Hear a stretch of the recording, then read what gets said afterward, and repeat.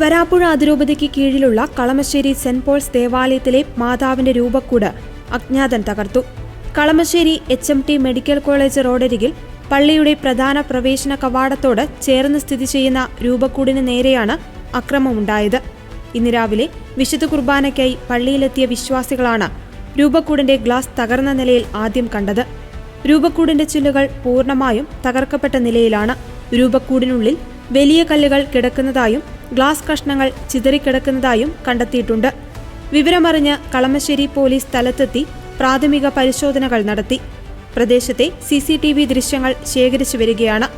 മദ്യപിച്ചെത്തിയ സാമൂഹിക വിരുദ്ധരാകാം ഈ കൃത്യത്തിന് പിന്നിലെന്നാണ് പോലീസിന്റെ പ്രാഥമിക നിഗമനം.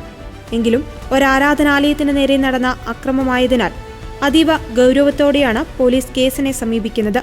പ്രദേശത്ത് സമാധാന അന്തരീക്ഷം നിലനിർത്തുന്നതിനും കുറ്റവാളികളെ എത്രയും വേഗം നിയമത്തിന് മുന്നിൽ കൊണ്ടുവരുന്നതിനുമുള്ള ഊർജിതമായ ശ്രമത്തിലാണ് അധികൃതർ.